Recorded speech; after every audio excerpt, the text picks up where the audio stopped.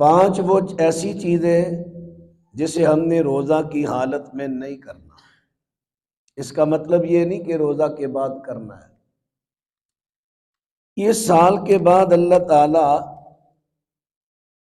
رمضان کا مہینہ ہمارے لیے لاتے ہیں کہ اس کے روزے رکھو۔ کیا اس میں اللہ کے خزانوں میں رزق کی کوئی کمی آ جاتی ہے کہ لوڈ شیڈنگ کر لو تاکہ کمی پوری ہو جائے؟ ایسی نہیں۔ یہ ورکشاپ ہوتی ہے ہمارے لیے، ٹریننگ سینٹر، ٹریننگ کا موقع ہوتا ہے کہ پورے سال کے لیے اللہ اپنے مومن بندے کو تیار کرتا ہے، اس کی ذہن سازی کرتا ہے کہ جس طرح میں نے حکم دیا کہ روزہ رکھ کر یہ کام نہیں کرنے، یہ تجھے پورے سال کے لیے تیار کر رہا ہوں کہ یہ کام نہیں کرنے۔ نبی علیہ السلام نے فرمایا جس نے روزہ رکھا فلا یرفس، رفس نہ کرے۔ رفس کہتے ہیں اس کا جنرل سا معنی ہر وہ کام، ہر وہ کلام، ہر وہ کام، ہر وہ کلام، ہر وہ نظر جس سے انسان کے جنسی جذبات برانگیختہ ہو، اسے کہتے ہیں رفس۔ اب اس رفس میں گندی تصاویر بھی ہے جس کا نظر سے تعلق ہے۔ گندی تصاویر دیکھنے سے انسان کے جنسی جذبات ابھرتے ہیں، یہ بھی رفس ہے۔ روزہ کی حالت میں جائز نہیں،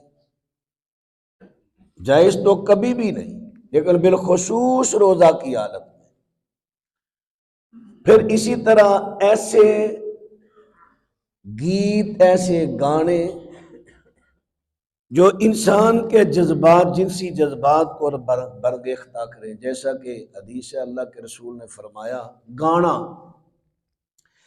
انسان کے دل میں نفاق اس طرح پیدا کرتا ہے جس طرح پانی کھیتی کو پیدا کرتا ہے۔ ہل چلا دیا، زمین میں بیج بوجھ دیا، بیج ڈال دیا، اب جب پانی لگایا تو پانی کی نمی بیج کو پہنچی، اس نمی سے بیج سے انگوری نکلی۔ جس طرح پانی کھیتی کو اگاتا ہے، اس طرح گانا انسان کے دل میں گناہوں کو اگاتا ہے، گانے وغیرہ۔ یعنی اس کا سماع سے بھی تعلق ہے، نظر سے، بصارت سے بھی تعلق، اب سماع سے بھی تعلق، زبان سے بھی تعلق ہے۔ زبان سے ایسے کلمات نکالنے جن سے انسان کے جنسی جذبات ابھرے۔ فرما فلا یرفس، اب صرف غیر کے لیے نہیں، اپنی منکوحہ کے لیے بھی نہیں۔ وہ جوان آیا تھا نا اللہ کے رسول علیہ السلام کے پاس، حضور میں روزہ کی حالت میں اپنی اہلیہ سے بوس و کنار کر سکتا ہوں؟ فرمایا نہیں۔ بوڑھا آیا، حضور روزہ کی حالت میں اپنی اہلیہ سے بوس و کنار کر سکتے تو آپ نے اجازت دے دی۔ اس کی کیا وجہ؟ وہی مسئلہ جوان کے لیے نہیں، بوڑھے کے لیے ہے۔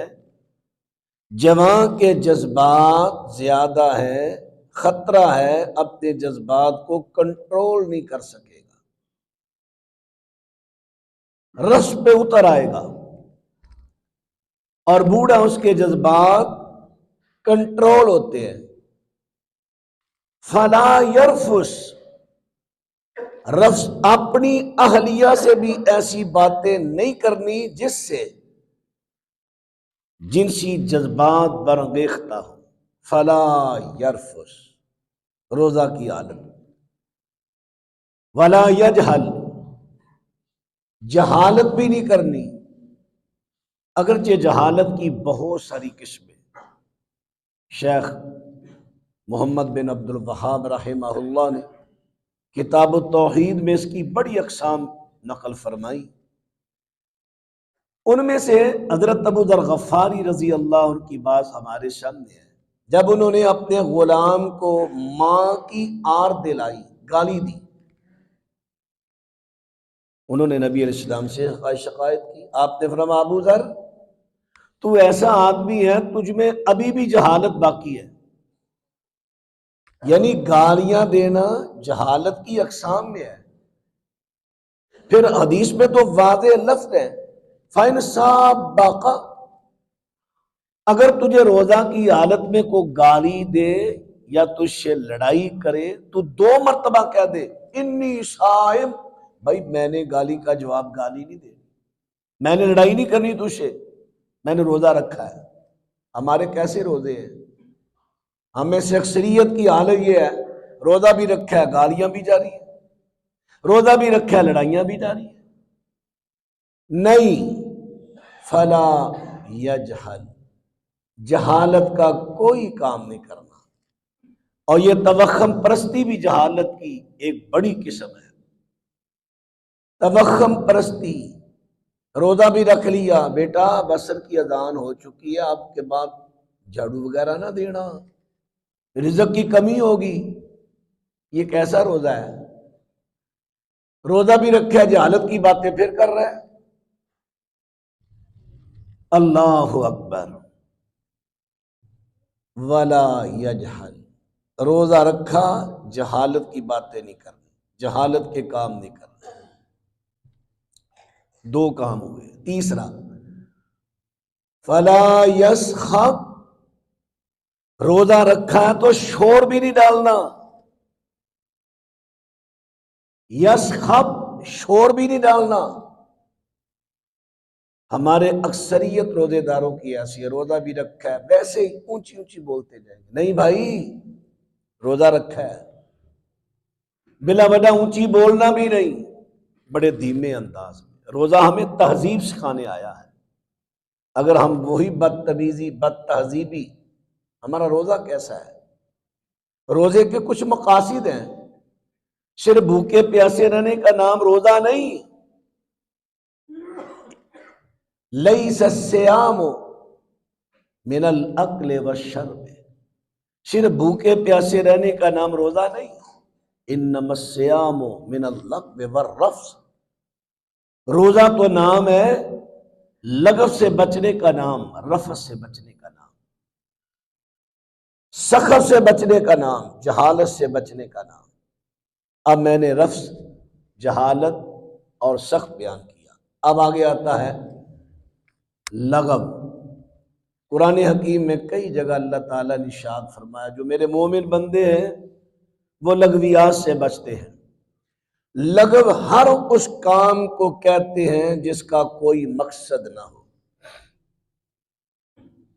جس کا کوئی مقصد نہ ہو. بعض میرے بھائیوں کی بزرگوں کی ویسی باتیں کرتے جا رہے، کبھی ادھر کی کر دی، کبھی ادھر کی کر دی، کبھی ادھر کی کر دی. نہیں بھائی، بے مقصد بات تو عام حالت میں بھی جائز نہیں. سنن ترمذی کی حدیث ہے، اللہ کے رسول نے لا یعنی گفتگو سے منع کیا ہے. تو روزہ کی حالت میں تو خصوصی طور پر بے مقصد بات سے رکنا ہے. 5ویں چیز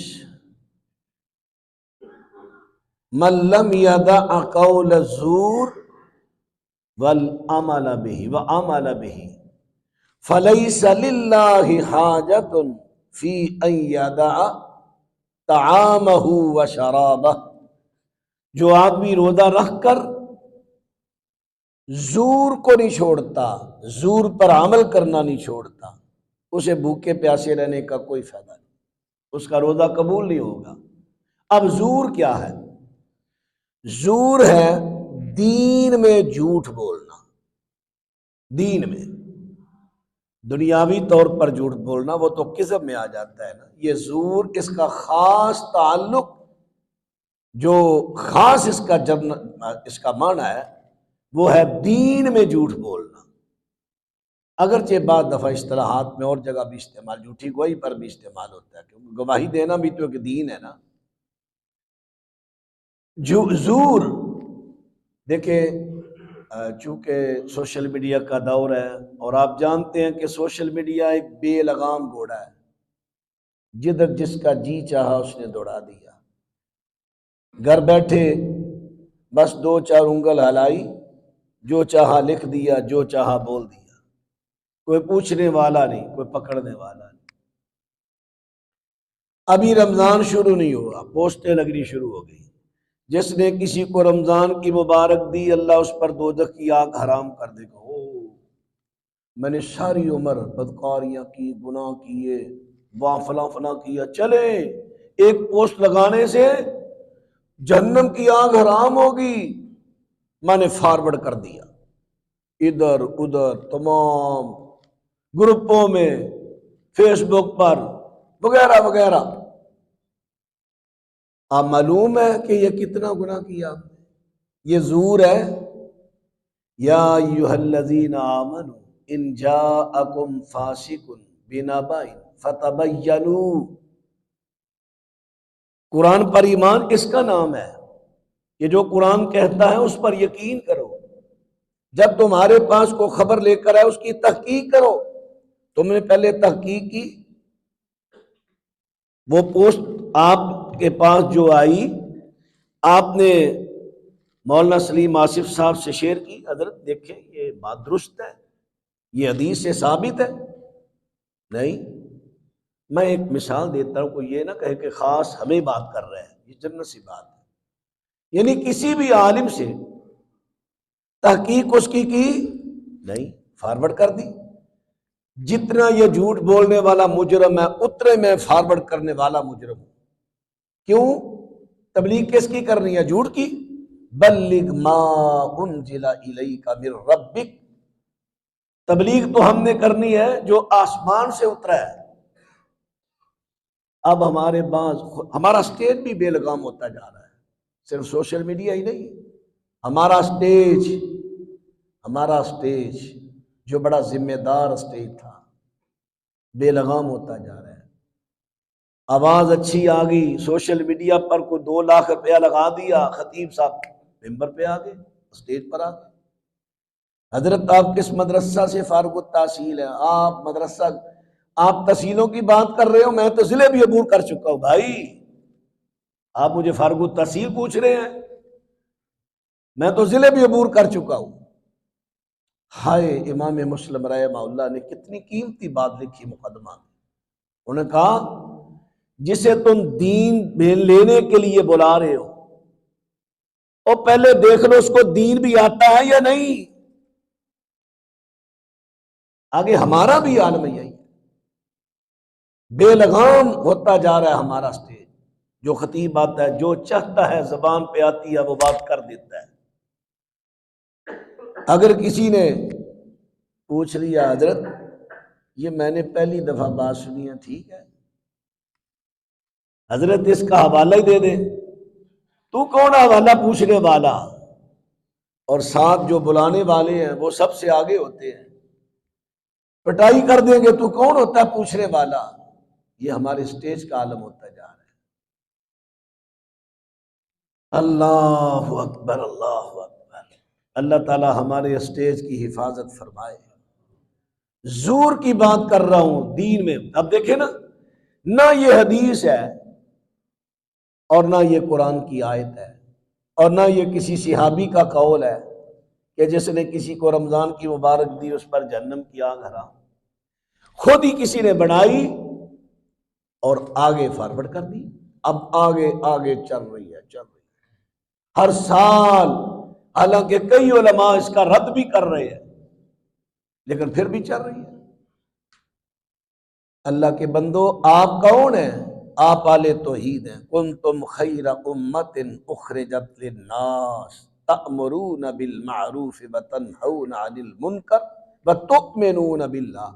مجھے بتائیے اس وقت پوری دنیا میں وہ کون سی جماعت ہے جس نے اللہ کے رسول علیہ السلام کی سنتوں کو تھامے ہوا ہے؟ وہ آپ ہے، اور آپ ہی کی ذمہ داری ہے آپ اپنے اندر جرأت اور ہمت پیدا کریں، جہاں بات غلط ہو اس کا رد کریں، اچھے انداز سے کریں۔ تو دین میں جو بھی اپنی طرف سے بات بنائے، جھوٹی بات کرے، وہ زور ہے۔ یاد ہے اللہ کے رسول علیہ السلام نے فرمایا تھا جس نے مجھ پر کوئی بات کہی جو میں نے نہیں کہی وہ کہے قال رسول اللہ فلیتبوأ مقعدہ من النار۔ میں وہ خطیب تھا، میں جو کچی پکی بڑی باتیں بیان کرتا تھا جب میں طالب علم تھا، چونکہ ابھی میں دوسری کلاس میں تھا تو میرے جلسے وغیرہ بہت مجھے بلانے لگے لوگ، تو میری ایک سوچ ہوتی تھی ایسی بات کروں جو پہلے کسی نے نہ سنی ہو۔ مطالعہ تھا میرا، یہ اللہ کا شکر ہے، شروع سے مجھے اللہ نے شوق بخشا ہے۔ تو میں ایسے واقعات پڑھتا رہتا ایسے ایسے واقعات لاتا جس میں لوگوں کی دلچسپی پڑی ہوتی۔ حضرت حافظ عبد المنان نور پوری رحمہ اللہ، مطلب ان کا انداز تھوڑا سا تلخ بھی تھا، لیکن وہ زمین پر اللہ کی ایک نشانی تھی، یقیناً تقوی کے اعتبار سے، علم کے اعتبار سے، بلکہ شاید میں یہ کہوں کہ استدلال استنباط کے لحاظ سے وقت کے امام بخاری تھے رحمہ اللہ۔ شاید یہ میری بات مبالغہ پر مبنی نہ ہو۔ میں نے شیخ کی قربت دیکھی، ایک ایک لفظ سے استدلال کرنا مسئلہ کا، ایک ایک لفظ سے اللہ تعالیٰ نے بڑا ملکہ بخشا تھا۔ حضرت حافظ صاحب، مجھے ان کا مولوی صاحب، یہ ان کا سٹائل تھا۔ یہ جو آپ کچی بکی سب باتیں بیان کرتے ہیں، آپ کو یہ بھی حدیث یاد ہے؟ سچی بات ہے، پہلی دفعہ تو میں نے غصہ کیا تھا، جو بات صحیح ہے وہ میں کرتا۔ کچھ دن گزرے، میں نے سوچا حافظ صاحب نے بات تو ٹھیک ہی ہے، میں نے کس بات کا غصہ کیا ہے؟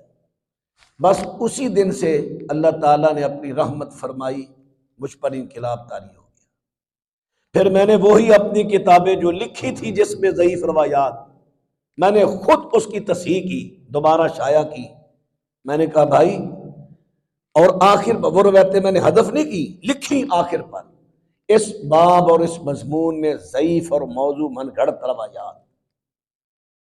میں نے اپنے اللہ سے دعا کی، یا اللہ مجھے توفیق دے تاکہ کوئی میرے نام پر یہ بات آگے نہ پھیلا دے، میں اس کو واضح کر دوں۔ تو میرے بھائی، دین میں اپنی طرف سے کوئی بات یا جھوٹی بات آگے پھیلانے سے انتہائی پرہیز کرے، انتہائی پرہیز۔ بالخصوص روزہ کی حالت میں تو بالکل منع۔ اب صرف 5 باتیں، یہ میں نے 5 باتیں عرض کی ہیں جس سے پرہیز کرنا ہے روزہ کی حالت میں یہ، اور روزہ کی حالت میں پرہیز کر کے پورے سال کے لیے ہم نے یہ ٹریننگ لینی ہے کہ میں نے پورا سال ان چیزوں سے پرہیز کرنا ہے۔ اب 5 باتیں وہ کہوں جو ہم نے کرنی ہے، وہ بڑے اختصار سے کروں گا۔ نبی کریم صلی اللہ علیہ وسلم رمضان آتا تو آپ قرآن پاک کا دور کرتے، جبریل علیہ السلام آتے، جبریل آپ کو قرآن سناتے، نبی علیہ السلام جبریل کو سناتے۔ یہ سنت ہے، ہم نے بھی کوشش کر، اور آخری سال آپ نے 2 مرتبہ دور کیا تھا۔ ہم نے کوشش کرنی ہے زیادہ نہیں تو رمضان میں 1 قرآن ضرور مکمل کریں انشاءاللہ۔ دوسرا ہم نے کام جو کرنا ہے، من قام رمضان ایمانا واحتسابا غفر له ما تقدم من ذنبه۔ رمضان کا قیام جو ثواب اور ایمان کی نیت سے، ایمان اور ثواب کی نیت سے کرتا ہے، اللہ اس کے پچھلے گناہ معاف کر دیتے ہیں۔ پچھلے گناہوں سے معاف گناہوں کے درجات ہیں، جو اس لیول کے گناہ ہیں اللہ اس کو معاف کر دے گا سب کو۔ اب رمضان کا قیام رمضان، قیام اللیل، نماز تہجد اور وتر، یہ ایک ہی نماز کا نام ہے۔ بعد میں اس کا نام تراویح بھی رکھ دیا گیا۔ اصل یہ قیام رمضان قیام اللیل ہے۔ جب آخر پر 3 یا 1 پڑھیں گے تو یہ وتر بن جائیں گے۔ تہجد اس لیے ہے کہ اللہ کے رسول علیہ السلام نے جب 25ویں یا 27ویں شب کو باجماعت قیام کرایا، عشاء سے لے کر آپ نے سحری تک، صحابہ کہتے ہیں ہم نے دوڑے لگا دی کہیں ہماری سحری فوت نہ ہو جائے۔ تو حضرت عائشہ کے موقف کے مطابق آپ پر تہجد فرض تھی، تو آپ نے تہجد کس وقت پڑھی؟ اس کا مطلب وہی تہجد ہے، وہی تراویح ہے، وہی قیام اللیل ہے، وہی قیام رمضان ہے۔ اس لیے تو سیدہ نے کہا تھا جب آپ سے پوچھا گیا کہ آپ کی رمضان کی راتوں کی نماز کیا تھی، فرمایا رمضان اور غیر رمضان میں حضرت 11 رکعت سے زائد نہیں پڑھتے تھے۔ جامع جواب دے دیا۔ تو یہ ایک ہی نماز ہے، تعداد اس کی جاننی ہو تو نماز تہجد کو دیکھ لو۔ اس کا چونکہ یہ نماز گھر کی نماز ہے، نفلی ہے، اگر آپ کے گھر میں اہتمام ہے کسی حافظ کا، وہ باجماعت آپ کو گھر میں یہ قیام کرائے تو گھر میں افضل ہے، گھر میں اس کا اجر زیادہ ہے۔ اگر گھر میں آپ کا اہتمام نہیں، پچھلی رات پڑھے اور زیادہ افضل ہے۔ تو گھر میں اہتمام نہیں، اکیلے پڑھ دیا، پھر اکیلے سے بہتر آپ مسجد میں پڑھیں، کیونکہ نبی علیہ السلام نے فرمایا جو جماعت کے ساتھ نماز پڑھ کے رات کو سو جاتا ہے اللہ تعالیٰ اس کو ساری رات قیام کا اجر دیتا ہے۔ تو اس لیے آپ مسجد میں پڑھیں، با جماعت پڑھیں۔ دو باتیں ہوئی۔ تیسری بات، نبی علیہ السلام نے فرمایا تھا نا انصاریہ صحابیہ کو، آپ عمرہ پر نہیں گئی؟ حضور ہمارے پاس 2 اونٹ تھے، ایک اونٹ پر میرا شوہر چلا گیا حج کرنے۔ آپ نے پوچھا تھا حج کرنے کیوں نہیں گئی؟ ایک اونٹ پر میرا شوہر چلا گیا حج کرنے اور دوسرا اونٹ ہماری زمین کو سیراب کرنے کے لیے ہے۔ فرمایا چلے کوئی بات نہیں، آپ رمضان میں عمرہ کر لیں، رمضان میں عمرہ بھی حج جیسا ہے۔ اور دوسری روایت میں ہے کہ رمضان میں عمرہ ایسے ہے جیسے تم نے میرے ساتھ مل کر حج کیا۔ تو اللہ تعالیٰ آپ کو توفیق دے، عمرہ کی بھی کوشش شروع سے ارادہ کر لیا کریں کہ ہم نے رمضان میں عمرہ کرنا ہے، عمرے کے لیے ہم نے پیسے جمع کرنا ہے۔ جب انسان ارادہ کرتا ہے اللہ تعالیٰ راستے ہموار کر دیتا ہے۔ 3 کام ہو گئے۔ چوتھا کام جو ہم نے رمضان میں خصوصی طور پر کرنا ہے، نبی صلی اللہ علیہ وسلم ہر رمضان میں اعتکاف کرتے۔ اعتکاف مرد ہو یا عورت، اعتکاف مسجد میں ہے، مسجد کے علاوہ کسی دوسری جگہ اعتکاف نہیں، مسجد میں اعتکاف ہے۔ حضرت نے آخری سال 20 دن کا اعتکاف کیا، اس لیے کہ اس سے پچھلے سال کا اعتکاف آپ نے اٹھ گئے تھے، تو اس لیے 10 دن کا اس کا قضا دی۔ چونکہ کوئی بھی ہو نا، نفلی نماز ہو، نفلی عبادت ہو، نفلی عبادت کی قضا بھی نفل ہے۔ اگر آپ اس کی قضا دینا چاہیں تو دے سکتے ہیں۔ فرضی نماز کی قضا بھی فرض، نفلی نماز کی قضا بھی نفل، کوئی بھی عبادت ہو اس کی آپ نفلی قضا دے سکتے ہیں، نفلی عبادت۔ تو کوشش کریں اعتکاف کیا کریں۔ چوتھی بات، صحیح بخاری میں اللہ کے رسول صلی اللہ علیہ وسلم کا صحابی کہتا کیا حضرت جو ہی رمضان آتا اجود الناس، آپ سب لوگوں میں سب سے بڑے سخی تھے۔ اجود اس میں تفضیل کا صیغہ ہے اور الف لام کے ساتھ استعمال ہو رہا ہے، اجود الناس، حضرت سب لوگوں سے بڑے سخی تھے۔ جب رمضان آتا تو آپ سخاوت ایسے کرتے جیسے کوئی تیز اندھیری ہے۔ اب دیکھو نا، جب اندھیری آتی ہے اس نے پتے اٹھائے، ایک پتا بھی آگے گیا، دوسرا اس سے بھی آگے، تیسرا اس سے بھی آگے، چوتھا اس سے بھی آگے، دن کے پتے کتنی تیز سپیڈ سے چلتے ہیں۔ تو اللہ تعالیٰ آپ کو مالی استحکام نصیب فرمائے۔ ہاں ہاں آمین کہہ دیں۔ روزہ کی حالت میں اللہ دعا رد نہیں کرتا روزے داروں کی۔ انشاءاللہ اللہ آپ کو مالی استحکام نصیب فرمائے گا، اللہ آپ کو رزق حلال وافر نصیب کرے۔ آپ ہی تو لوگ ہیں جو دین کا خیال رکھنے والے ہیں۔ دیکھیں نا، یہ دین کے ادارے، مساجد، مدارس، یہاں سے میں کہاں سے آ گیا ہوں؟ میں کسی کارخانہ سے پڑھ کر آیا ہوں، کسی فیکٹری سے نہیں، میں مدرسہ سے پڑھا ہوں۔ آپ کو جو دین سنا رہا ہوں، مولانا سلیم آصف صاحب کہاں سے پڑھے ہیں؟ مدرسہ سے پڑھے ہیں۔ ان مدرسوں کو ہم اگر آباد رکھیں گے، یہاں سے علماء پیدا ہوں گے، علماء پیدا ہوں گے تو علم قائم رہے گا، علم قائم رہے گا تو ہمیں شعور آئے گا، شعور آئے گا، ہمارا دین باقی رہے گا۔ علماء ختم ہو گئے، دین ختم ہو گیا۔ مدارس کو آپ لوگ ہی آباد رکھتے ہیں تو ہم آپ کے لیے کیوں نہ دعا کریں؟ سورہ توبہ میں تو حکم اللہ تعالیٰ نے اپنے نبی کو دیا، جو لوگ اللہ کے راستہ میں مال خرچ کرتے ان کے لیے دعا کرو۔ تو ہم آپ کے لیے سنت پر عمل کرتے دعا کیوں نہ کریں؟ اللہ آپ کو مالی استحکام نصیب فرمائے، رزق حلال وافر دے تاکہ آپ اس سنت کو زندہ رکھیں جو ہی رمضان آئے تیز اندھیری کی طرح۔ تو اللہ تعالیٰ آپ کو برکت دے۔ میں آپ جانتے ہیں نا لاہور میں نے دعوت بھی دی تھی آپ کو، پروفیسر صاحب کو تو میں نے کئی مرتبہ پرسنل میں بھی دعوت دے چکا ہوں، یہ مصروف بہت ہوتے ہیں، مجھ سے وعدہ فرماتے ہیں ہاں ہاں میں کبھی آؤں گا آپ کے پاس۔